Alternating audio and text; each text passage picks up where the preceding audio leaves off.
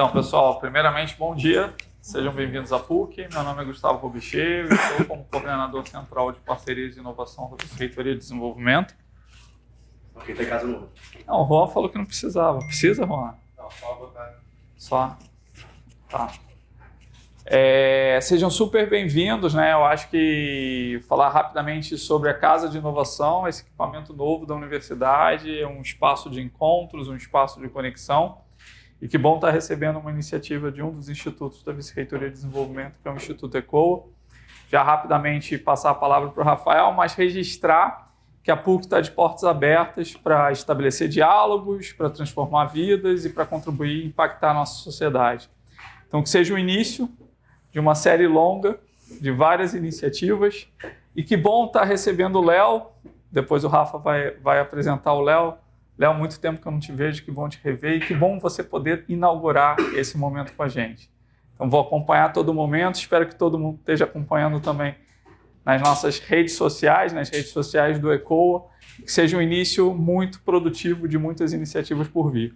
Passar a palavra para o Rafael Nasser, que é diretor do Instituto ECOA. Rafa, o palco é seu. Obrigado, Gustavo.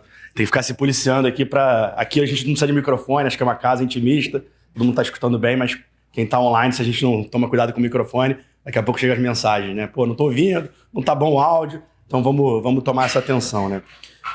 Como o Guga colocou, né? Eu estou à frente hoje do Instituto ECOA, que nasceu exatamente com essa ideia de quebrar um pouco desses silos, né? Seja os silos entre diferentes áreas de conhecimento, seja os silos da universidade com o ambiente externo, então ecoar, né? Levar essas mensagens para mais longe e também reverberar na gente o eco de outras mensagens.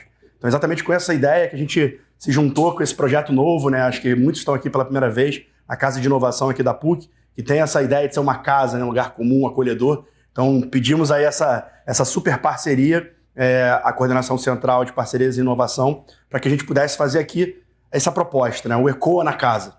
A ideia é que a gente possa fazer um evento intimista, pequeno, com pessoas conectadas às temáticas, para fazer boas perguntas, dialogar, que às vezes a gente não tem isso em eventos muito grandes, né? Falam, acaba o evento e você leva ali o que você podia ter visto online no YouTube. Então a gente está conectando isso, né? Que as pessoas online em casa também mandem perguntas ali pelas redes sociais para a gente fazer esse trabalho, que possam estar com a gente em edições futuras. Então tem muito essa ideia de promover esse ambiente. E ecoando, né? Porque a gente sabe que às vezes numa terça de manhã estar na PUC não é fácil, então fica super agradecimento quem topou estar com a gente aí, fazer essa manhã super interativa. Mas quem está podendo assistir online também, que bom que conseguiu estar online, que possa fazer perguntas, interagir. A gente vai ficar muito atento aí também, vou tentar fazer esse trabalho de mediação. Mas mais que isso, quem vê depois também não deixa de interagir, propor novos temas, que a gente possa estar sempre conectado.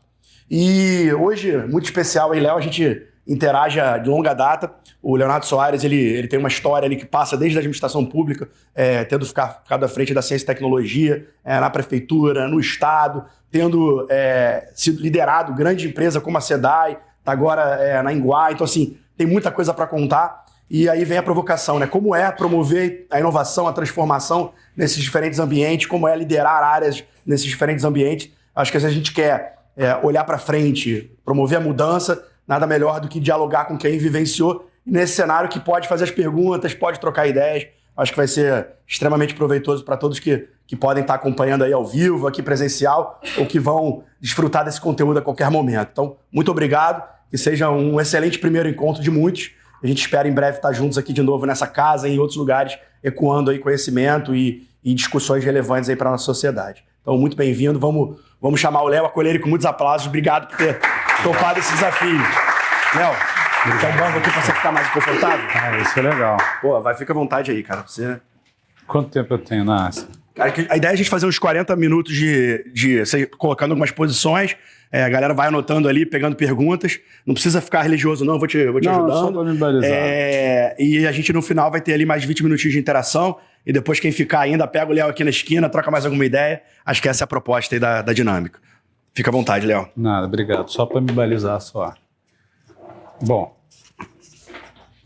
Bom dia a todo mundo. Bom dia à turma que nos ouve aí também online. Minha ideia era fazer uma exposição em 2 pedaços. Então, primeiro, obrigado ao Alberto Doar, meu amigo, Claudinha, Paulo, um monte de gente aqui, Nasser, Lembro de eu vir aqui em 2017, ali no anfiteatrozinho ali, mini anfiteatro do ECOA, muito legal, Rabichê, enfim. É uma turma que vai permanecendo no game, né? Tem uns consumindo, né? Passam de passagem. Bom, a ideia é falar em 2 pedaços. O primeiro pedaço dá mais ou menos assim, qual foi o meu caminho para fazer sentido a história que a gente vai falar.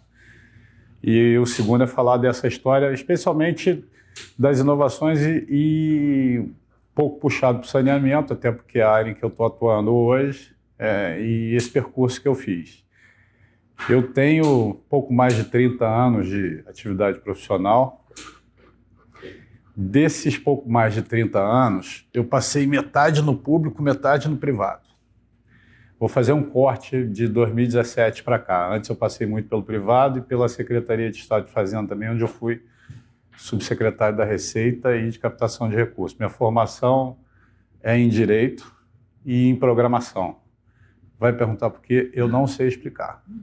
Mas, enfim, o fato é que eu percorri esses dois caminhos aí em momentos inaugurais da vida.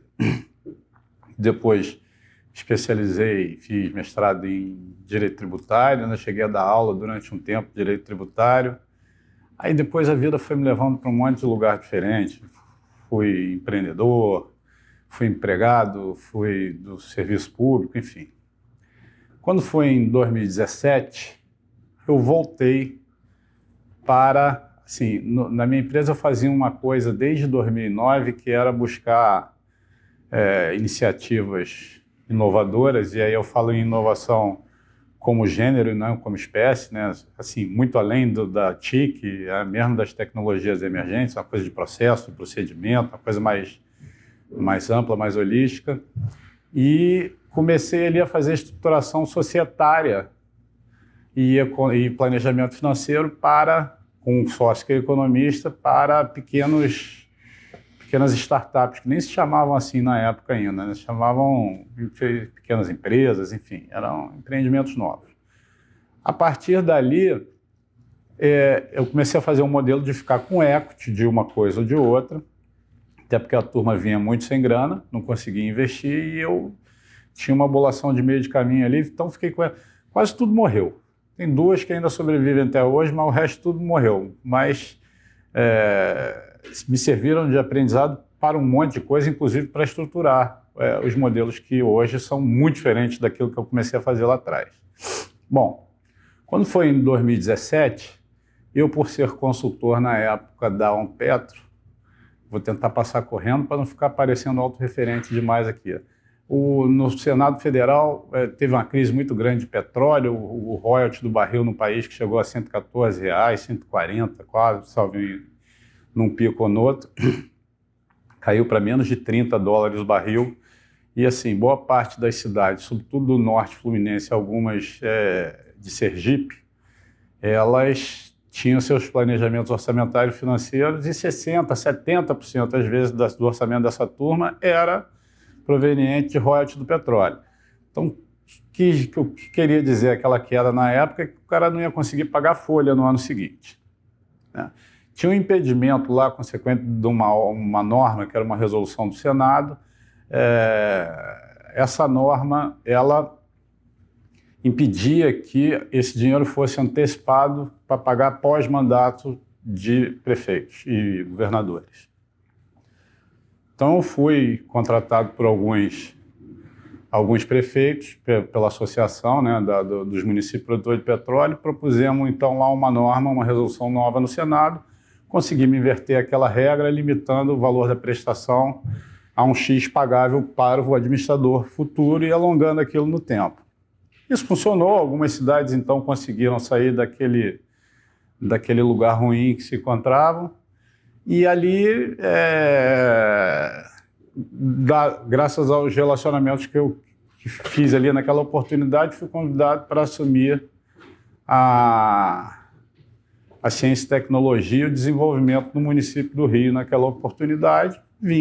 Aceitei, achei um desafio super legal, super interessante. Aquele negócio é uma coisa muito legal no poder público, porque assim, as pessoas me perguntam muito, pô, mas no poder público, no privado, tem uma coisa muito legal no poder público, dá muita satisfação, que é o poder de impactar. Cada coisa que você faz no poder público tem um poder transformacional assim, muito, muito palpável, imediato e prazeroso, portanto.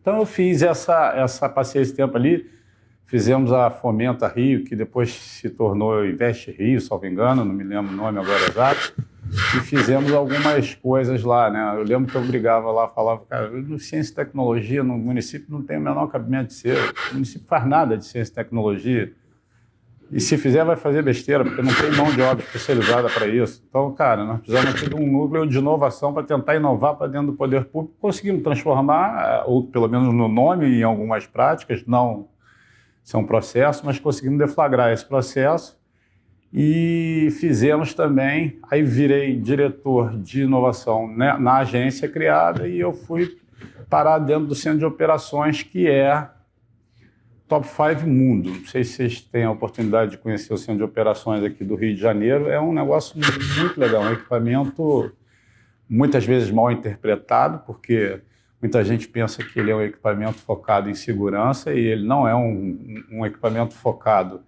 em tema nenhum de pano de fundo. Ele é um equipamento de agregação, de interligação de órgãos e de deflagração de processos e procedimentos de contingência, sobretudo, né? E aí, naquela oportunidade, a gente fez parceria com a NASA, fez parceria com um monte de gente, montamos, já tinha mais de 1.000 e tantos leis georreferenciados sobrepostos, ainda acrescentamos muitos outros tantos e começamos a fazer lá um negócio que a gente chamava... como é que era o programa de inovação do Core? Agora estamos... Desafio Core. Começamos a fazer o Desafio Core e a partir do Desafio Core a gente começou a entender uma métrica ali de quantidade de startups que poderiam residir com a gente ali dentro para testar modelos ali, né? A gente deu um campo de prova com mentoria real para startups, poder testar MVP e fizemos isso com financiamento privado, também botava um dinheirinho nas startups e interconexão ali para o cara eventualmente conseguir investidor, o que aconteceu até onde eu sei com pelo menos 3 startups, 2 das quais eu acompanho até hoje. Aí muito bem. Aí saí da prefeitura ainda antes de terminar o mandato, minha ideia era voltar para reestruturar a minha consultoria, o meu escritório, comecei a montar e tinha havido no estado aquele movimento de impeachment do governador Witzel e o Cláudio Castro, que eu já conhecia mais de uma década antes disso, aí, por outras relações, me falou que tinha tido um problema muito grande na Secretaria de Desenvolvimento, que ela estava muito desestruturada, era desenvolvimento, energia e relações internacionais, e no meio da pandemia ele me convidou para assumir a Secretaria de Desenvolvimento e eu topei. E fiquei na Secretaria de Desenvolvimento num momento em que a Casa Civil estava tocando, estruturando, em parceria com o BNDES, o edital das concessões de serviço público de saneamento. Eu tinha alguma experiência com PPP e fui inserido nesse grupo como secretário de Estado para trabalhar no edital e 5 meses depois o edital foi para a rua e teve 27 bi quase de lance de oferta, num modelo em que muitas pessoas me perguntavam, poxa, mas é tão estratégico o saneamento, faz sentido ir para o privado ou não faz sentido ir para o privado? Aí, a primeira coisa era tentar esclarecer o que é, né? Como é que aconteceu esse processo, essa modelagem. A SEDAI não deixou de existir, nem a SEDAI, nem os municípios, nem o Estado tinham dinheiro, nem tinham nenhuma perspectiva de ter dinheiro para investir no saneamento. E aí eu digo especialmente no saneamento, o que a gente chama de downstream, que é, hoje na realidade do Rio de Janeiro, são mais de 11 mil quilômetros de rede de cano passando, de elevatória, de bomba, de elevatória de esgoto, né? Então, o modelo que se fez foi desenhar que a SEDAI continuasse com a captação e com o tratamento e ela faz isso com algumas estações, mas ela faz isso especialmente a partir de 2 fontes, que é o Guandu, que produz 43 metros cúbicos por segundo para abastecer mais ou menos entre 10 e 11 milhões de pessoas no estado. E do lado direito da Baía de Guanabara, você tem o sistema de Imunana-Laranjal. Imunana é um canal que vem desde Pimirim até São Gonçalo, e Laranjal é a estação de tratamento de água em São Gonçalo, que produz cerca de 5 metros cúbicos por segundo de água, o que já é insuficiente para a realidade atual. Você vê que de 1, 2 ou talvez 3 vezes por ano é normal que você tenha redução no fornecimento de água para aquela região que pega Niterói, São Gonçalo, Itaboraí, um pedacinho de Maricá. Bom, a partir dali, eu saí da Secretaria de Desenvolvimento a pedido do governador e assumi a presidência da SEDAI para fazer a transição dos serviços para as novas concessionárias. Isso foi dividido em 4 blocos. Esses 4 blocos, o fundamento da divisão deles busca amparo em 2 fatores. O primeiro é o econômico, financeiro. Então a gente chamava de bloco carne e osso. O cara que leva uma região que produz um resultado financeiro melhor, aproveita e leva uma outra que vai ter uma demanda de CAPEX muito grande, um resultado financeiro ou pior ou até mais distante, eventualmente. E o outro é a questão das bacias hidrográficas. De alguma forma isso tinha que se encontrar, até pelo custo da produção e do fornecimento. Então a SEDAI ficou no upstream e as concessionárias ficaram no downstream. Downstream é o fornecimento de água para a população, é a operação B2C, e a coleta e o tratamento de esgoto. E aí, eu, de um dia para o outro, virei presidente da SEDAI sem nunca ter pensado, suposto, imaginado, cogitado ou desejado trabalhar no ramo de saneamento. E, de fato, eu não me sinto, naquele período, nem trabalhando muito no ramo de saneamento mesmo, não. Me senti muito mais trabalhando com gestão, propriamente dito, que caberia em vários modelos, independentemente de ser saneamento.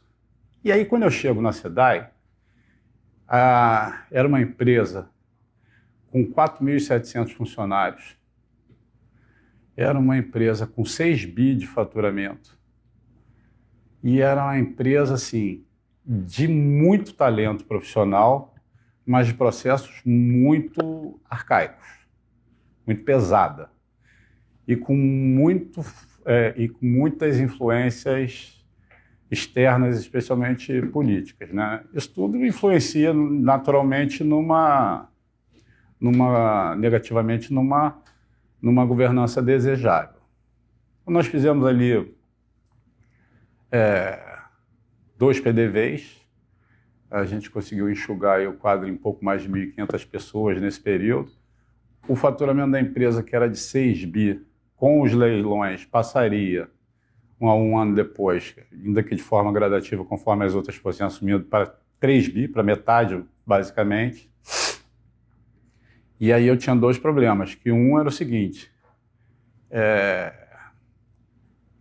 um ano anterior a gente assumir, a SEDAI tinha tido 250 milhões de prejuízo e investia apenas, em média, nos últimos 10 anos, né, nos 10 anos anteriores, mais ou menos 1,5% do faturamento dela. Bom, esse cenário, 2 anos depois, mesmo com metade do faturamento, ele apresenta um resultado financeiro, né, um lucro de 420 milhões, mesmo com metade do faturamento, e quase 30% de investimento do faturamento graças a um financiamento que a gente fez com a Caixa para fazer um backup do sistema, não é exatamente um backup, mas é quase um backup, mas do sistema do Guandu. Eu não digo que é exatamente um backup, porque a fonte continua sendo a mesma e o canal de distribuição também continua sendo a mesma, mas é uma unidade de produção que você acrescenta mais 12 metros cúbicos por segundo de produção de água, em paralelo ao Guandu, que faz 43, com possibilidade desses 12 virar 24. Bom, Esses problemas foram aos poucos sendo solucionados e foram fortemente auxiliados por uma estrutura que a gente fez na época chamada Manancial. Manancial foi um laboratório de inovação que a gente fez na SEDAI com não me lembro o número exato, 1.000 e poucos metros quadrados, e aquilo tinha alguns objetivos. Um é que, como eu precisava gerar novas receitas, eu queria fazer um experimento, e como o saneamento ainda hoje é um setor de práticas bastante analógicas ainda, eu diria, embora tenha inovações e tecnologias emergentes aplicadas em alguns processos, ainda é um setor antigo ainda de práticas. Então a gente fez um laboratório de inovação socioambiental, aderimos ao Pacto Global da ONU, fomos buscar o selo verde do Chico Mendes, enfim, começamos a levar umas coisas bem focadas em ESG para dentro da companhia. Mas o laboratório de inovação me trouxe duas coisas assim que eu diria que foram as mais fundamentais. A primeira delas foi uma solução imediata que a gente encontrou, e não foi exatamente pela aceleração de startup, mas pelo clima gerado, pela abertura de janela para poder entrar ar novo. E o Manancial carregou isso. E a outra coisa foi a renovação do comportamento cultural que a gente conseguiu promover dentro da companhia, né? As pessoas começaram a entender aquilo como primeiro começaram a ter orgulho daquilo, depois começaram a entender que aquelas práticas tinham valor, e aí até os comportamentos das pessoas iam mudando, porque era uma coisa muito mais light, mais à vontade, que assim, assim, como é que eu vou dizer? Uma coisa que inspirava a criatividade, que inspirava a conexão entre pessoas. Então, toda segunda-feira à noite tinha um evento mais ou menos como esse. Toda sexta-feira, uma sexta-feira por mês, tinha lá o que a gente chamava de SEDAI Tech. Depois a gente fez uma parceria, fez também um estúdio de podcast, fez uma parceria com a Rádio Band. E aí o Lacerda, que faz o programa da manhã, um pouco antes de entrar o Schneider, fazia um podcast semana sim, semana não, lá com a gente, né? Apresentava de lá, aparecendo, enfim. O troço começou a ganhar fôlego. Tem uma dupla de startups que entrou competindo, e eu lembro muito bem disso, que foram startups que tinham que passar no programa da gente do Core. Eu falei com eles, cara, vocês estão competindo errado. Você trabalha com IoT, você trabalha com inteligência artificial, e estão propondo uma solução que, se juntadas, cara, tem tudo para dar caldo. E eles efetivamente se juntaram ao longo do programa de aceleração que a gente fez e ganharam agora recentemente 3 milhões da FINEP.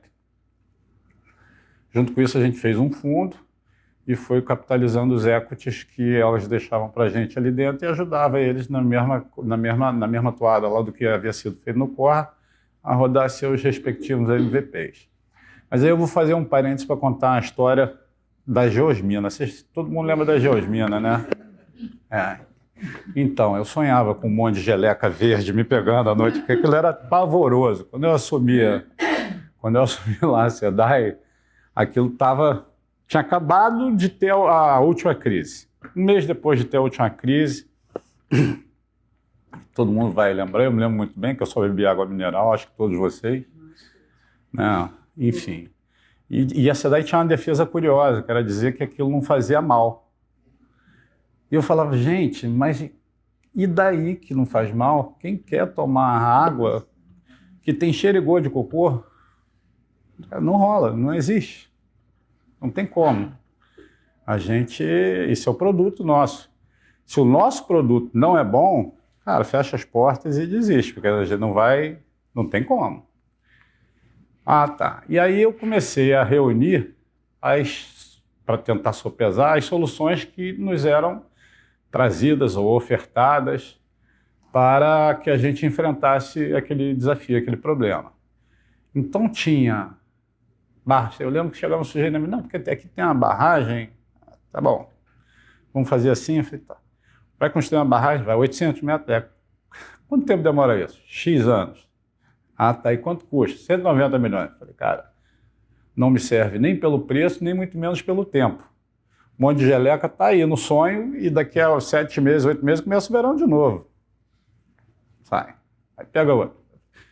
Não sei quantos, e é tudo assim, né? Quando você fala na empresa de 3 bi de faturamento, cara, a gente vai perdendo noção, né? A gente fala do DRR do refrigerante, do chopp a 12, a long neck lá do Zé Delivery 5, sei lá, você sai do patamar ordinário de contar dinheiro e as contas ficam muito doidas, muito loucas, né?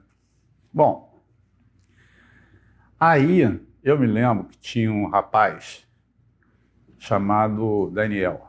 O Daniel tem dois profissionais que permaneceram não, o Daniel virou diretor de grandes operações, saneamento, é o cara que tomava conta do Guandu era um japonês, engenheiro da casa, cara, não tinha 40 anos de idade, mas era brilhante.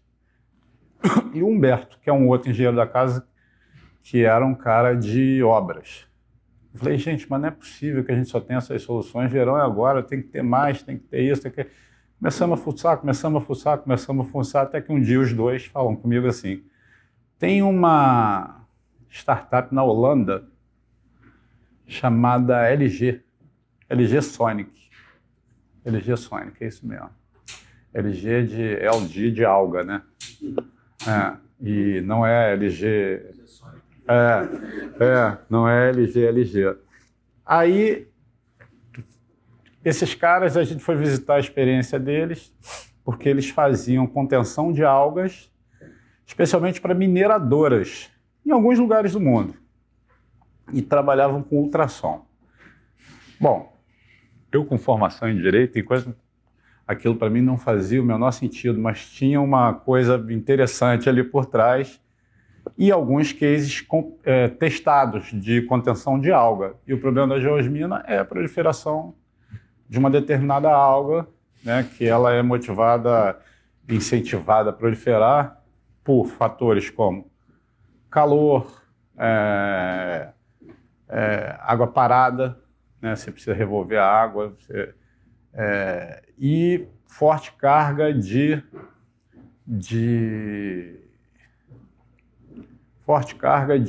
cocô mesmo, né? Que era proveniente especialmente de 2 rios que desagam, de 3 rios que desagam na Lagoa do Guandu, que é o Poços Queimados e Ipiranga. Esses rios vêm cortando boa parte da Baixada de Queimados, de Belfor Roxo, enfim, outros municípios adjacentes ali, e é uma área que, aí o grande X da questão, não tem saneamento básico. E aí a gente volta até para o início do leilão. Como é que vai fazer para investir para levar saneamento básico para isso? Então, isso é rede de esgoto, que tem nutriente para caramba, jogada em nutriente para alimentar a água, jogada em redes pluviais que desaguam na lagoa de captação. Então, assim, o que fazia a SEDAI, diferentemente de quando o Lacerda, lá na década de 60, imaginou a SEDAI, não era mais captar e tratar água, era captar esgoto e transformar em água. A realidade nua e crua é essa. Bom, aí nós fomos visitar a tal das boias. Aí os caras me chegam com umas boias, a boia tem cerca de 200 quilos, ela deve ter 1,60 m de diâmetro no máximo. Fizemos um estudo de batimetria na lagoa, chegamos à conclusão que a gente precisava, para conter as algas, lá em parceria lá com a turma lá da startup, a gente precisava de 8 boias. E o que essas boias fazem? Essas boias, 2 delas, das 8, todas as 8 geram ultrassom. E 2 delas têm sensores, agora ia botar em mais uma.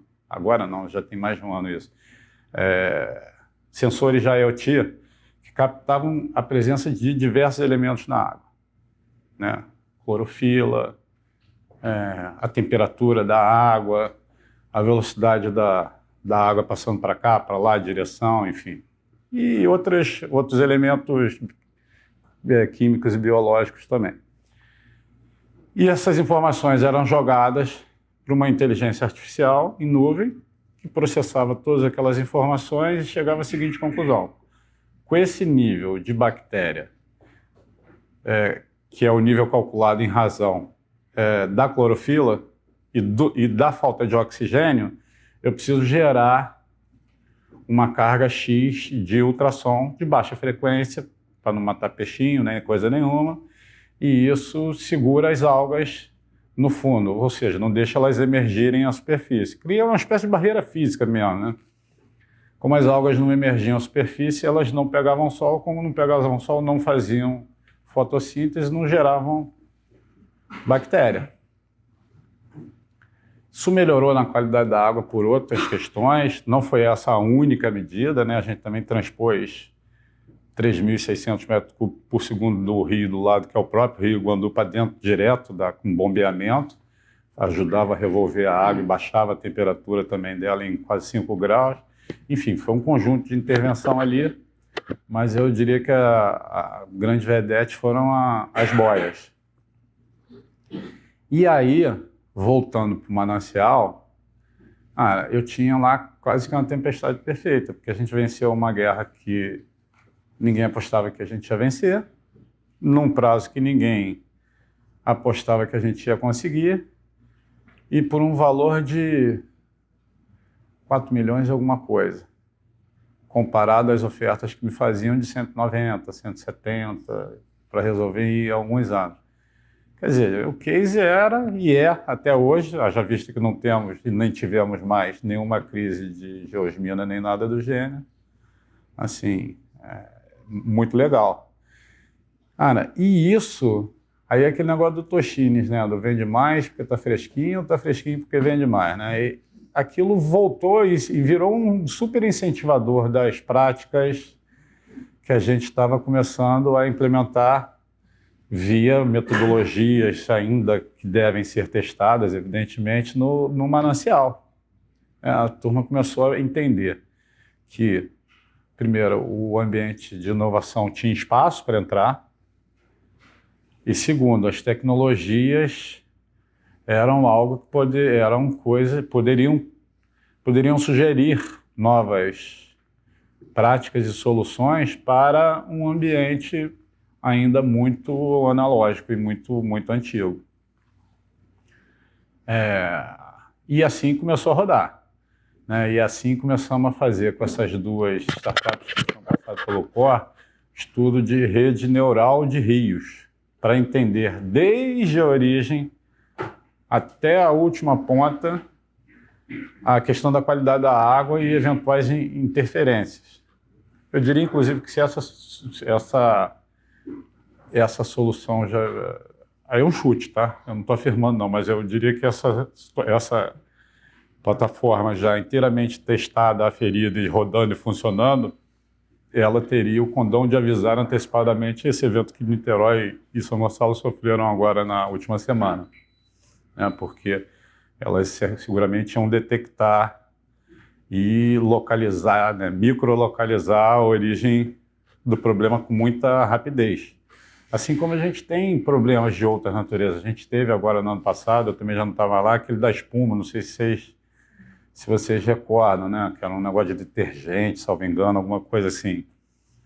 E o legal dessas ferramentas agora que estão propondo é que elas vão ter a capacidade de identificar o problema, identificar a consequência do problema, avisar para viabilizar ação preditiva e mais, elas vão apontar o dedo para o causador do problema.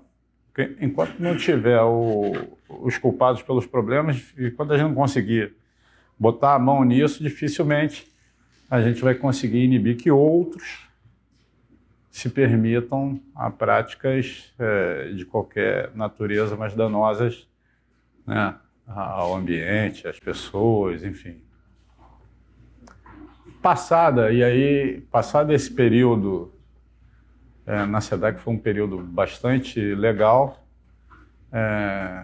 em março do ano passado, eu, meio que tarefa cumprida, né? Fizemos a transição que tinha que fazer, as novas concessionárias já tinham feito conosco, a gente fez até uma mini salinha, uma sala dessa, assim, desse tamanho que eu digo, para cada uma das concessionárias, para passar conosco lá um período de operação assistida. Então, tinham 3 salas com as 3 concessionárias, elas ficavam lá dentro residindo com a gente, e aí eu conectava eles diretamente com as áreas fim de cada ação de concessionária, né? Então, o cara conseguia conversar com a TI, conseguia conversar com o comercial para fazer o cadastro, a migração do cadastro, ele conseguia falar com obras diretamente para entender as intervenções e as redes, até porque, assim, entender o que precisava e o que ainda precisa ser feito para atualizar os cadastros. A gente tem no Rio de Janeiro redes da época do Império ainda, né? E algumas delas não mapeadas. Então, às vezes, você vai fazer uma obra, você esbarra numa coisa qualquer no meio do caminho, que pode ser rede de esgoto, que veio depois da rede de água, pode ser rede de gás, pode ser rede clandestina, pode ser rede oficial clandestina, porque tem isso também. Não sei se é assim que fala o nome, mas tem isso também. Às vezes você vai para um determinado lugar que você não chega com o serviço, mas o cara tem lá água. Então alguém colocou aquilo lá. Eu chamo de oficial clandestina, que ao longo do tempo o poder público permitiu fazer coisas do gênero. E o clandestino 100% também.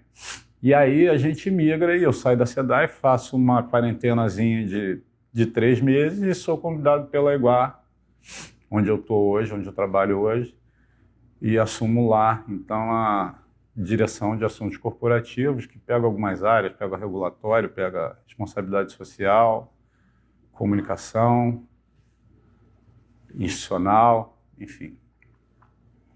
E aí eu começo a enxergar o outro lado, o problema visto de outra forma, de outra face, né?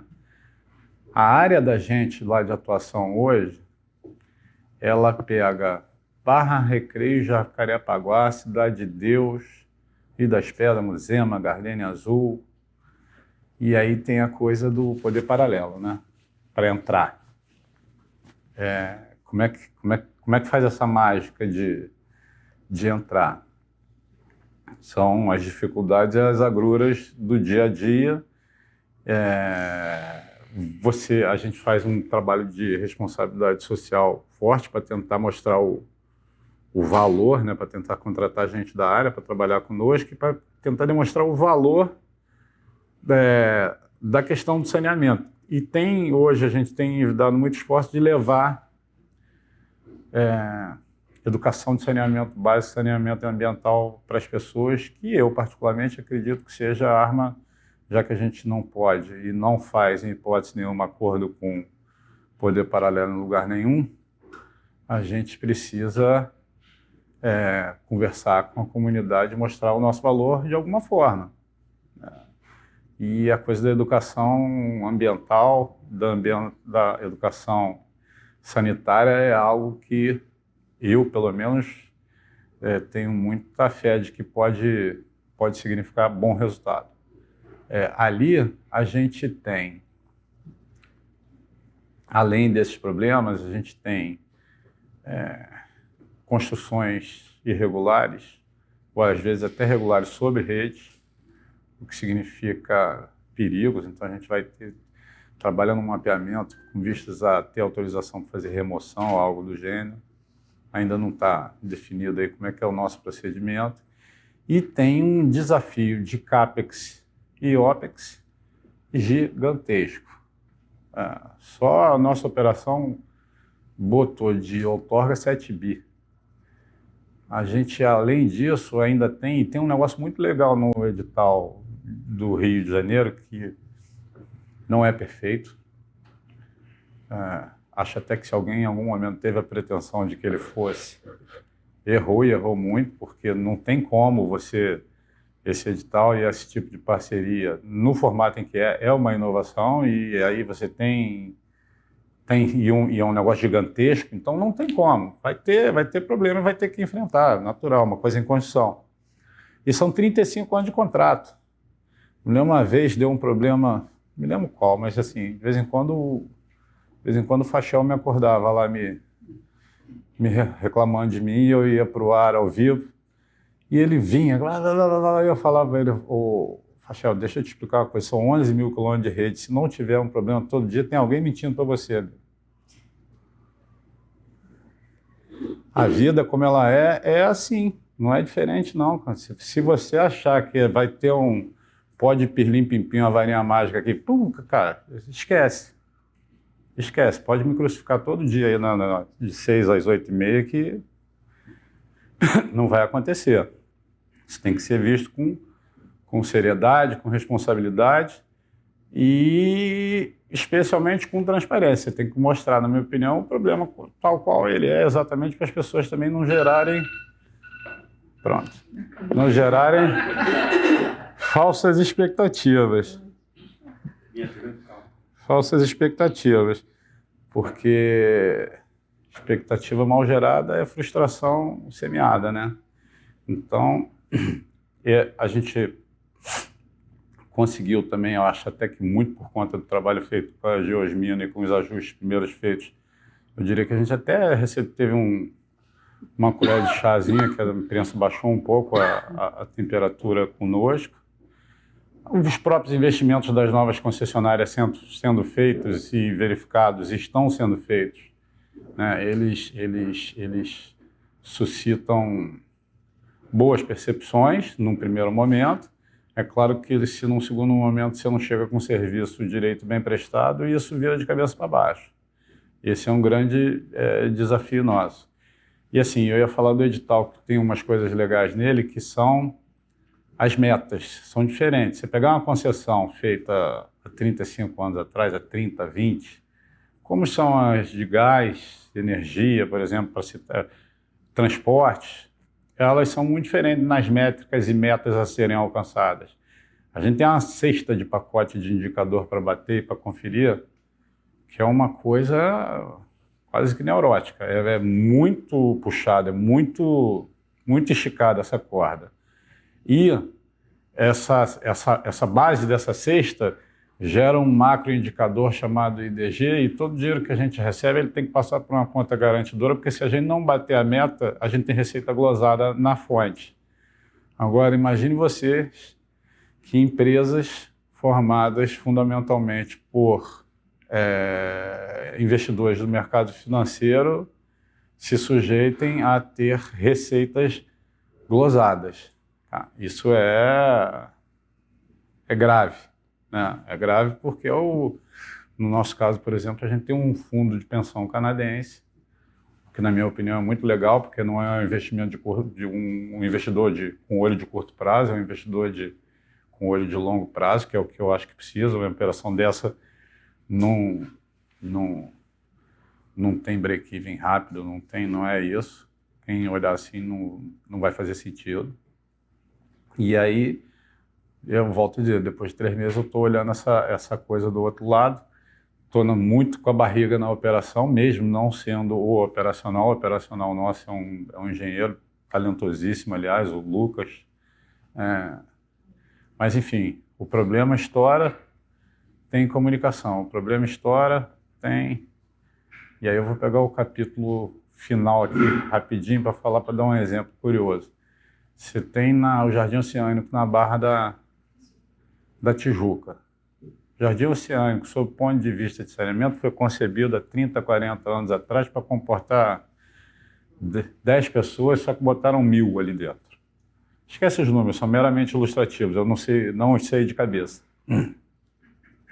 Mas, enfim, o fato é que a rede é menor do que precisa ser, e lá é o que a gente chama de ponta de linha.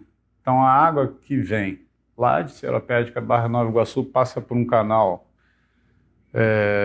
um túnel escavado em rocha, anda 40 e tantos quilômetros, chegando ali, pouco em cima de Jacarepaguá, tem uma adutora que espeta nesse canal maior, que tem 6 metros de diâmetro, espeta ali, puxa, passa por debaixo de Jacarepaguá, entra pela Ayrton Senna, vai até a praia, entra à esquerda na praia, para chegar no final, lá no posto 1, aí é o último lugar onde chega a água.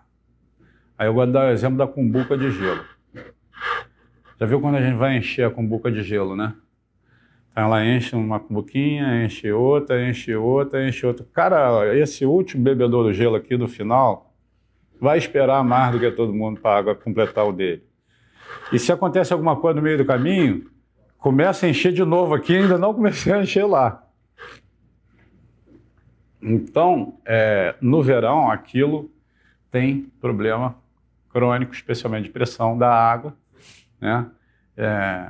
E assim, a gente está fazendo um esforço monumental para que já no próximo verão a gente não conviva com esse problema. Então a gente está fazendo 2 novas travessias, chegadas de água, ali pelo Hudson e outra mais pelo Taiangá quase, para entrar água, para essa cumbuca começar a ser cheia por outros locais e substituição daquela rede local ali também, para ampliação daquela rede local. Então, esse impacto a gente tem convicção que já deve ser razoavelmente minimizado já nesse ano e logo em seguida definitivamente solucionado. Uma outra e por último, coisa muito legal no nosso edital em especial é um comprometimento financeiro de investimento de 250 milhões, atualizado já, isso já dá pouco menos de 300, na revitalização do Complexo Lagunar de Barra e Jacarepaguá. Então, a gente saiu até no Anselmo, não sei se ontem, anteontem, anunciando que agora, dia 20 e pouco, a draga começa a funcionar, as dragas já estão montadas lá, começam em 3 pontos. Essa revitalização a cargo nosso, isso é sempre importante dizer, ela não é 100% do que precisa ser feito, ela é uma parte do que precisa ser feito. Estado e município ainda têm suas partes ainda, mas ela seguramente já vai dar uma boa melhorada na região. E aí o processo, uma curiosidade do processo. Você, na década de 70 e 80, quando a Barra começa a existir, a turma foi para lá e começou a cavar no fundo da lagoa para tirar a areia, sobretudo, para a construção. Então você construiu cavas. Você tem canais naturalmente inexistentes ali, existentes na região. Isso alterou o fluxo hídrico da região por completo. Então, quando se altera o fluxo hídrico, a oxigenação muda, enfim. O grande problema dali são 2. Um é essa alteração do fluxo hídrico e o outro é o que a gente o despejo de esgoto ainda na lagoa por conta da ausência de saneamento, especialmente nessas comunidades mais pobres lá da região. Então ali a gente está fazendo primeiro essa dragagem. Primeiro não, em paralelo. Essa dragagem com o próprio material da dragagem, que ele é trabalhado e tirado algumas coisas, ele volta para tampar as cavas e reconstruir o ambiente natural. Isso aí também já é bom, porque aquilo seria um material de rejeito que teria que ir para um aterro sanitário, algo da vida. E nós estamos fazendo o que a gente chama de CTS, que também é uma obrigação expressamente determinada pelos contratos consequentes do leilão. CTS são coletores de tempo seco. O que é isso? É uma separação que se faz na rede pluvial, né? Você capta o esgoto, separa da água no curso da rede pluvial, de maneira que a rede pluvial para de jogar esgoto dentro da lagoa. Esse troço já foi objeto de um monte de discussão. E, assim, uma discussão, na minha opinião, muito boba. Porque, assim, se por um lado é evidente que a solução, a vera mesmo, é você conseguir levar saneamento para todo mundo, por outro lado, é tão evidente quanto que você não vai levar saneamento para todo mundo, nem muito menos em uma semana, um mês, 2, ou 1 ano, ou 2 anos, ou 3 anos. Enquanto isso, você fica jogando esgoto no complexo lagunar? Não, se você tem uma solução como o CTS. É dar uma solução provisória, sim, mas não é de curto prazo, né? Ela precisa, evidentemente, que depois seja feita. Mas você tirar o esgoto da lagoa, eu não consigo entender por que se fazia essa discussão com toda sinceridade e respeito até de quem defende diferente. Mas é isso. Acho que tá bom para hoje. Acho que consegui passar os pontos aqui. Não, bom demais. Mais legais. Sai não, foge não. Senta aí. Acho que foi excelente, né? Conectar aí o físico com o digital. Quem diria que a Geosmina teve a ver com tecnologia digital, né? Então, acho que é muito legal a gente entender um pouquinho da história. Uma aguinha aí que o pessoal vai te perguntar bastante. Meu papel agora é fazer um pouco da mediação aí, deixar vocês perguntarem primeiro, senão tem um monte de curiosidade, mas passar a palavra aqui também, quem está online, não deixe de escrever ali, o Juan tá monitorando para eu poder receber aqui também as perguntas para a gente dinamizar essa parte final aí de conversa com o Léo. Quem quer começar? Opa, que bom, às vezes aquele gelo ali inicial, por favor. Bom dia ainda, né? Eu sou moradora do Jardim Oceânico. Eu acompanhei esse trabalho da Igual, eu acho que... Por isso. Não, pior que não. O saneamento básico é um carinho, tem um carinho enorme por isso. Mas a gente acompanha o trabalho da Igual desde, eu acho que a primeira conversa que vocês fizeram com moradores, eu estava lá. Então, tudo isso que você está falando da coleta em tempo seco, houveram vários debates, várias críticas, e eu concordo plenamente com você. Mas aí vem uma curiosidade minha. A gente sabe que ali no Jardim Oceânico a gente tem problemas, inclusive a coleta de esgoto. Muitas vezes os prédios, quando foram obrigados a ligar a sua rede do prédio à rede da SEDAI, quando chegaram no meio do caminho não tinha aonde ligar. Porque não tinha nem mapeamento da rede de esgoto e não tinha um cano para chegar o esgoto. Como é que vocês estão pensando nisso? Quer dizer, como é que vocês vão conseguir? Como é que está esse planejamento? Que para mim é uma curiosidade. Como é que se vão usar tecnologia para conseguir mapear? O que vocês estão usando de ferramenta para conseguir fazer o mapeamento dessa rede de esgoto e principalmente em colocar uma nova rede em cima de embaixo, né? De um local que já está tão habitado, como você disse, foi projetado para 3 casas e tem 1000 prédios hoje. Bom, você tem, sim, você tem um problema de cadastro herdado que é absolutamente errático, né? Você tem algumas tecnologias, mas eu desconheço a existência de alguma que seja absolutamente precisa para diagnosticar isso. E você tem algumas alternativas, que é como você colocar em lugares onde você consegue detectar a inexistência ou a insuficiência de rede, também você tem a possibilidade de fazer daquela rede antiga, matar aquela rede e disponibilizar outra. E você tem a necessidade de algumas substituições. Vou te dar um exemplo bastante real que você vai conhecer se você é ali da área, que é a da Dulcídio. A Dulcídio foi uma barbaridade feita num solo, sobre um solo inadequado, sem as técnicas de engenharia devidas para suportar aquilo. De maneira que você botava peso na pista, tinha fundamento, e aquilo historicamente teve em diversas oportunidades. O que a gente fez na Dulcídio? A gente montou uma rede externa sobre o solo, provisória. Ela fez as conexões, ficou operando em paralelo, é o bypass que a gente chama, enquanto a gente reconstruía a questão do solo, fazia a rede embaixo para depois desabilitar a rede provisória de cima. Esta foi uma solução para lá. Não, essa inclusive a gente estava previsto para terminar em fevereiro e vamos terminar em maio agora, com 3 meses e pouco de atraso. Boa parte esse atraso deve-se a acidentes que a rede externa sofreu e a gente teve que parar para poder recompor a rede externa, né? Enfim, então, basicamente as soluções que existem hoje são essas. No caso específico, lá como eu não sou o cara da operação, eu não tenho essa resposta exatamente pronta e no pormenor para te dar. Mas eu deixo meu contato acabando aqui. Se você quiser me mandar uma provocação, eu repasso para para quem porventura vai conseguir exatamente cada vírgulazinha te repassar sem problema nenhum. Só queria dizer que o trabalho de vocês na construção daquela plataforma que estava destruída ficou campeão lá, né?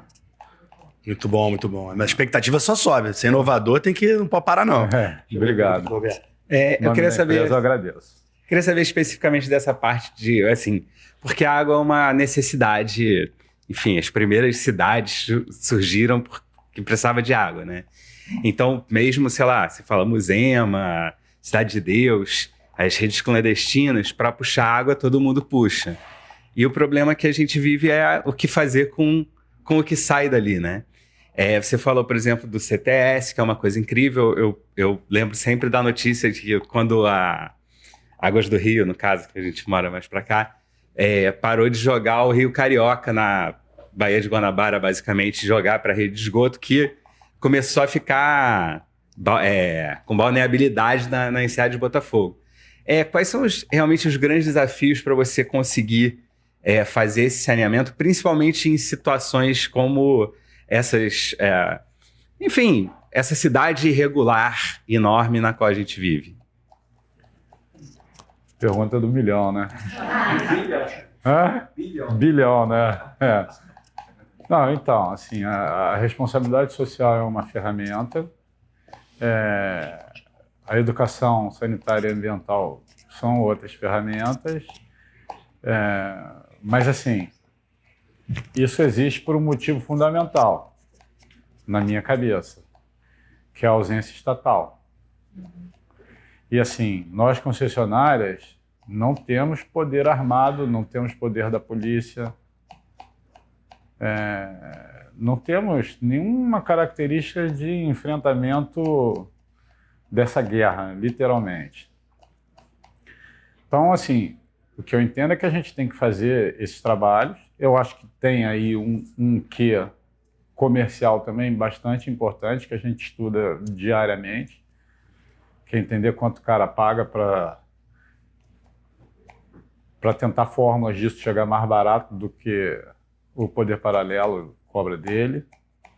Agora, sim, o Estado que eu digo lato sensu, tá? Estado, município, não estou personificando, não. Tem que ter fórmulas de se fazer presente em todos os territórios. Essa coisa do Estado não existe no território A, B ou C, cara, esse é um problema gigante e eu diria que não é o pior. Esse é um desafio, assim, a questão da água. Você tem estudos da ONU dizendo que, em média, e aí você tem para mais e para menos, que a cada R$1 investido em saneamento, você deixa de gastar 4 em saúde. Então, cara, a coisa se paga. Se planejada, se executado, se você fizer o teu plano de ação direito, 15 anos, 20 anos, 30 anos, ela vai se pagar. Vai pagar o investidor, vai pagar tudo. Agora, essa situação é absolutamente irascível. Essa ausência estatal é um negócio... E a gente está falando de uma das consequências, tá? Então, assim, as armas que a gente tem são essas. É a educacional, é a da responsabilidade social e a da ponderação de valores para chegar a fórmulas equilibradas comerciais. Você tem a tarifa social, por exemplo, né, que é praticada exatamente por este motivo, né? Agora, não é o bastante, na minha opinião. Não é o bastante e eu acho que os estados, municípios, tem que comparecer para pagar essa conta, na minha opinião. Léo, como é que funciona o mecanismo de funding de todo esse complexo? Porque você falou, a cada R$1 eu economizo 4 em saúde. Mas isso demanda tempo. 5 anos, 10 anos. Então, como é que você faz essa máquina funcionar? Porque os investimentos são altíssimos. Muita coisa, como você falou, está velha. você precisa modernizar, mas, pô, você fazer a modernização disso demanda tempo, obras gigantescas e tudo mais. Como é que funciona o funding disso? Porque a operação em si não se paga. Olha, a operação se paga. A operação se paga. Agora, sim, a gente tem que chegar em algum momento, e o edital prevê isso, numa coisa que seja acessível para todo mundo, né? O Marco do Saneamento, ele prega a universalização dos serviços de saneamento até 2033, o que significa dizer que 90% das pessoas têm que ser objeto de tratamento de esgoto e 99% das pessoas têm que ter água tratada potável nas suas torneiras. Isso é um recorte, não é um recorte de 100% do mapa. Primeiro ponto, mas é um grande avanço. Me lembro até as pessoas ficavam, quando fazia edital, eu gostava muito de citar o Ariano Suassuna, né? Porque as pessoas ficavam falando, pô, mas vai dar certo, vai conseguir em 33, vai conseguir em 30, não, vai chegar, mas só vai em 2040, isso vai... Porque o Ariano Suassuna tem aquela história, né? Tem o otimista é um bobo, o pessimista é um chato, e eu prefiro ser um realista esperançoso. Falei, cara, se vai dar certo em 2033, eu não sei, mas eu sei que se não começar, não vai dar certo nunca. Então, começou. Isso eu acho muito legal e muito produtivo. Como é que é o funding, que você me perguntou? Fundos de investimento se cotizaram, se juntaram e constituíram, no Rio de Janeiro, nos 4 blocos, 4 SPEs. 2 delas são do grupo Aegea, uma delas é do grupo Iguá, que é onde eu trabalho, e o outro é do grupo Águas do Brasil, que já tinha outras operações, Água do Imperador em Petrópolis, do Turnaíba, Prolagos, enfim, alguns exemplos aí. Então, no nosso caso, a gente tem um fundo de pensão canadense, tem um fundo de investimento inglês, uma empresa americana e 10% do BNDES Par. Essa turma, quando fez lá um EVTE, na oportunidade da participação no certame, e pegou as obrigações naturalmente contratuais e fez conta. Tem que gastar 250 aqui, 140 de recuperação de elevatórias, 180 de não sei o que, joga isso no tempo. Quanto é que eu tenho de receita? Aí recebeu o cadastro da SEDAI. Eu tenho X de receita para fazer frente a isso. Então eu vou precisar investir nos 3, 4, 5 anos, que são os 5 anos primeiros são os dos maiores investimentos, isso. Então eu vou desenhar minha curva de despesa, minha curva de receita e vou ver onde é meu bebê. Eu não diria que não é pagável. Não diria não. Eu diria que tem tempo para recuperar os investimentos, mas essa operação fica de pé. Essa operação fica de pé. Né? Eu acho que o aumento da base de tarifa social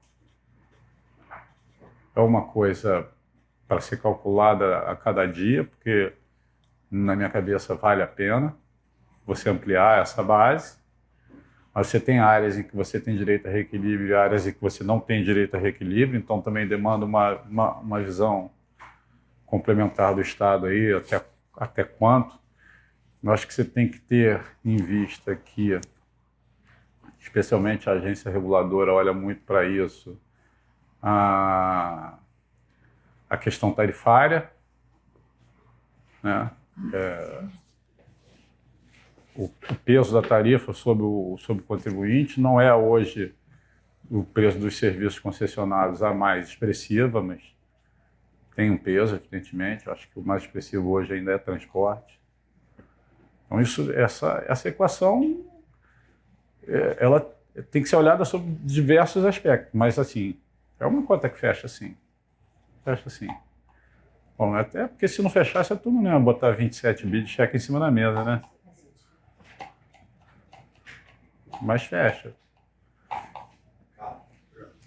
Primeiro eu quero Primeiro eu quero agradecer por você estar aportando todo esse conhecimento e trazendo cases, né, que ajudam a gente a ter uma visão desses cenários que você desenha, a gente visualiza melhor. A minha pergunta muda um pouco aqui o tema, eu queria falar um pouco de mudança climática. Como é que as empresas de água, saneamento, as concessionárias estão se preparando? O que elas estão vislumbrando? Como elas se preparam para ir para esses próximos tempos? Porque a cidade a gente já está vendo como é que está sendo impactada, né? O que você vislumbra que precisa ser feito no curto e no longo prazo também? As empresas, eu acho que todas elas veem isso com um olhar bastante atento. Boa parte das ações hoje, e aí assim, até onde eu conheço, de empresas como um todo, eu diria, elas se dividem em duas. Uma de planejamento para descobrir o que tem que ser feito ainda, que eu acho que é uma fase que todo mundo aqui deve estar vivendo ainda, né? O que dá para fazer, o que não vai. E outras coisas que a gente já sabe, talvez a gente nem saiba medir a exaustão com absoluta precisão, mas a gente já sabe o que tem que fazer e a gente mal ou bem consegue fazer. Então, assim, vou te dar 2 exemplos, um da SEDAI e o outro da IGUA. Na SEDAI a gente tinha um programa lá chamado Replantando Vida, que é um programa até de, sei lá, mais de 30 anos de existência na SEDAI, que a gente operava com mão de obra apenada, né? O cara mata um pedaço da pena lá, tem certos pré-requisitos para o sujeito funcionar para a gente. A SEDAI, quando eu saí de lá, era a maior empregadora de mão apenada do país. A gente tinha uma variação lá que ficava entre 500 e 700, se não me engano, pessoas, funcionando em vários setores, e a gente tinha, o que a gente também faz na Igual hoje, por exemplo, o lodo de tratamento do esgoto, que tem riqueza energética, a gente transformava em fertilizante, que transforma ainda na Igual. Na SEDAI isso servia para a produção de mudas. Então a gente chegava a produzir lá, eu não me lembro o número, acho que era 1.400.000 mudas por ano de Mata Atlântica nativa, e a gente destinava isso a, especialmente, recuperação de margem ciliar de rio, que protegia os nossos mananciais. Então era um programa, né, e tinha uma transversalidade inteligente. Na Iguá agora, lá na recuperação do Complexo Lagunar, de Barra e Jacarepaguá, a gente está fazendo uma recuperação, implantando margem de mangue vermelho, que é uma vegetação nativa e, sob o ponto de vista de sequestro de carbono, é campeã. Assim. Aliás, mangue hoje é uma vedete da questão do carbono, né? Diz que tem a capacidade quase 5 vezes maior de sequestrar do que outros tipos de vegetação mais comuns. Então, assim, por natureza, o trabalho da gente é de sustentabilidade.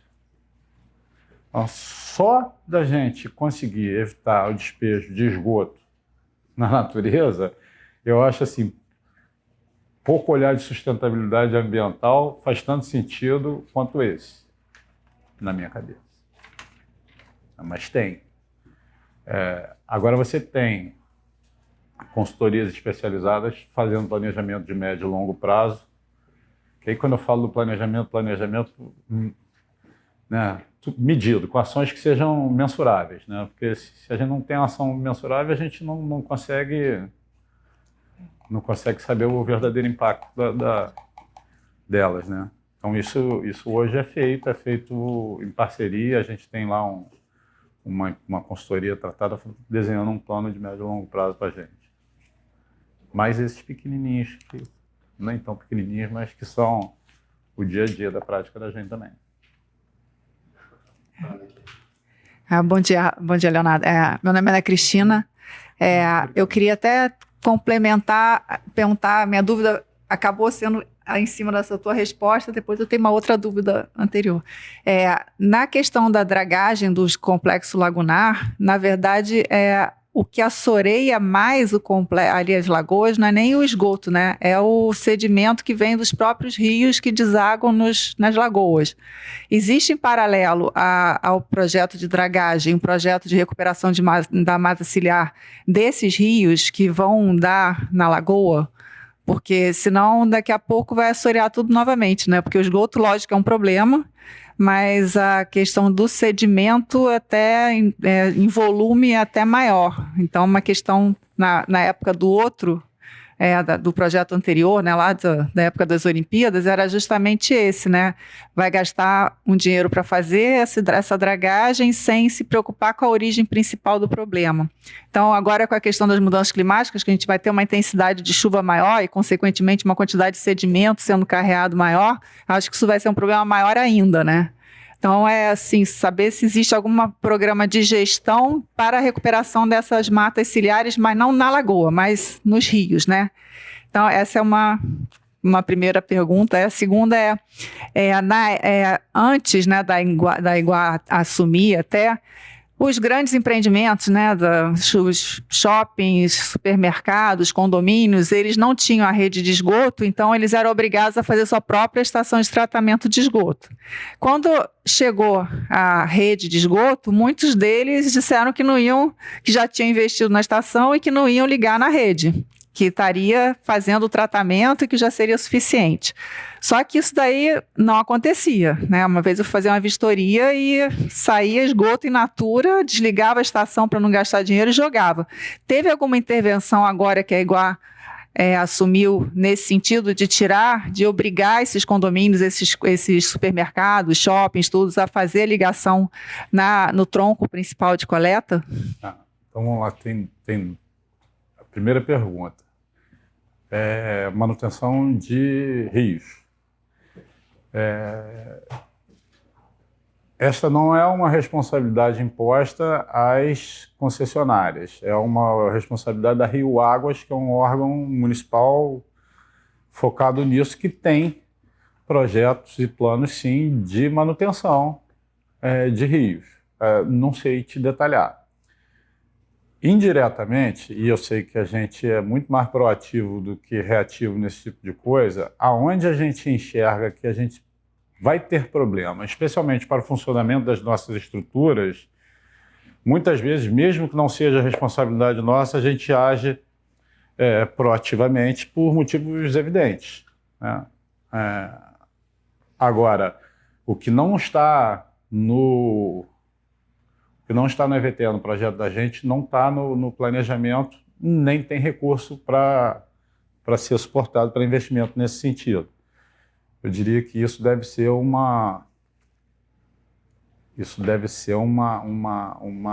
comum a todas as concessionárias, creio eu. Não posso responder pelas outras, mas é o que me parece fazer sentido. Redes de esgoto. E aí você me remete a uma outra fonte, a um outro tema até que é um pouco mais amplo que pega isso, que é a questão de fontes alternativas. O sujeito que tem a rede de água ou de esgoto passando na porta dele, ele tem que pagar, mesmo que ele não esteja conectado. Ele tem obrigação legal comercial de pagar. Então, se eu chego com água para você e tenho rede de esgoto passando na tua porta, você vai pagar. O condomínio vai pagar, o shopping vai ter que pagar. Se tem lá passando na porta do shopping XPTO na Barra uma rede de esgoto na porta e ele não está conectado, ele vai pagar assim mesmo. Então você precisa de uma ação dos órgãos de fiscalização ambiental oficiais para inibir práticas dessa natureza. Aí eu vou te conectar com outro tema. É uma outra gambiarra que a turma faz, que é o tal do pipa. Que é outra... Caminhão-pipa. Como é que cobra o esgoto? Com base na água consumida. Então o que o cara faz? Ele compra a pipa e e a pipa entra depois do hidrômetro. Então eu não sei quanto de água ele... Para quê? Para não pagar o esgoto. E aí, o que acontece? Diarreia, difteria até morte. Tem um percentual da população que adoece por causa disso, porque o controle de água de pipa, cara, você não tem. Você tem até poço artesiano com outorga regularmente concedida pelo INEA. Você tem vários que não tem nada. Mas você tem poço artesiano com outorga concedida, tudo direitinho. Tem uma série de condicionantes. Se ele cumpre é outra coisa. O INEA tem braço para isso. A gente fez uma cooperação técnica com o INEA para suportar o operacional de levar os técnicos dele para fiscalizar. Então a gente está fazendo um trabalho muito grande nesse sentido. Agora é a responsabilidade ambiental. Tem uma outra responsabilidade aí que é com saúde pública, que a gente está buscando fazer uma cooperação técnica no mesmo sentido com a Ivisa, que é o órgão, e aí colocando laboratório à disposição. A gente tem mais de 140 pontos de medição na nossa rede de testes diários de qualidade da água. A gente tem até hoje uma campanha na rua, quando você sabe a fonte é outra coisa. Enfim, é uma campanha bem legal. O fato é que você tem estabelecimentos até bem de porte, assim, bem parrudos, viu? Eu vou me preservar de revelar nomes aqui, mas tem coisas bastante estarrecedoras nessa coisa de fonte alternativa que colocam, sim, a vida das pessoas sob risco. A vida, a saúde, né, melhor dizendo. A vida pode ser uma coisa mais... Até pode, mas é mais... Mas, enfim... Léo, aqui para encerrar, meu nome é Elmair, eu sou residente da Barra da Tijuca e sou testemunha ocular de todo esse investimento que vocês têm feito. Esse final de semana fui ali no Clube do Mandala e vi como ficou bacana, valeu ficar esperando. Até a luz ali do lado da elevatória da Península vocês colocam para poder acabar com essa mancha de violência que o Estado e o município não chegam. É uma pergunta capciosa. Dentro do plano de investimento de vocês, sabendo que tem muitos agentes públicos que moram nessas regiões ali do Jardim Oceânico, ali Península, eles intervêm dentro desse plano de vocês para poder facilitar ou acelerar os investimentos dentro do quadrado deles? Não intervêm, eles tentam, mas não intervêm. Se eles interviessem ou tivessem a possibilidade de intervir via Léo, por exemplo, uma coisa eu posso te garantir, o Léo estava demitido. Ou via outro Léo, outro, sei lá, qualquer outra pessoa. A governança nossa é muito apertadinha, não tem espaço para... É lógico que você tem, quando tem problema lá no Jardim Oceânico... Cara, assim, foi feita uma parada no Guandu já depois do período de verão. Então a gente demorou, o sistema demora a recuperar por causa daquele negócio da cumbuca de gelo que eu expliquei. E aí você tem um calor extremo, você tem período de férias, de feriado, de Natal, uma coisa em cima da outra, o consumo multiplica por 4, 5, você demora muito mais o sistema. Aí vem muita reclamação de hotel, de restaurante, E é natural que venha mesmo, até porque aquele período do ano é o período do ano que o cara mais ganha o dinheirinho dele. Ok. Agora, esses caras não se manifestam pelo 0800, esses caras se manifestam via autoridade estadual, via autoridade que toca o telefone. Ó, tá sem água lá, vamos fazer um plano de contingência, de ação para cá, vamos botar em prática ou fazer, enfim, aí depende da situação, porque tem situação que é nova e tem situação que a gente já tem um plano de contingência previamente pensado, porque sabe que o consumo em determinada região aumenta muito. E aí você tem, assim, uma série de reivindicações. Você tem reivindicações de condão, eu chamaria egoísta, absolutamente pessoal, que é o cara que mora no edifício XPTO e quer dar uma carteirada porque quer o pipa dele chegue antes dos outros. Não vai chegar. E você tem o estrutural que cuida, inclusive, do direito de imagem da cidade. Então, se eu tenho um tremendo hotel, uma rede de quiosque, um tremendo restaurante que junta gente, que cria a imagem da barra, eu tenho que ter um tratamento especial, diferenciado para ali. Esse cara não pode fechar o hotel ou o restaurante sob pena de gerar consequências muito maiores do que o próprio faturamento dele. Então a gente tem sim. Muito bom, tenho certeza que tem mais perguntas, mas a gente combinou um horário, estou tentando ser rigoroso. Nada. Antes de fazer aqui o super agradecimento, só anunciar, esse foi o nosso primeiro encontro aqui do Econ na Casa, mas já 14 de maio a gente tem outro. Super Vladimir Carvalho ali, CEO da Alterdata, está com a gente acompanhando, vai estar contando um pouquinho da história dele aqui com a gente. Então, espero que vocês possam comparecer também, assistir, interagir, mesmo que depois aí na versão gravada. Mas, cara, foi uma experiência ótima. Começamos com o pé super direito. Obrigado. Acho que a experiência de governo, iniciativa privada, tecnologia digital, em questões muito reais ali na água que a gente bebe no dia a dia, e muitas curiosidades também sobre o próprio saneamento e toda a nossa construção da nossa cidade. Então, foi uma primeira manhã excepcional. Muito obrigado e agradecer a todos que puderam estar aqui presentes e assistindo online. Até a próxima, pessoal.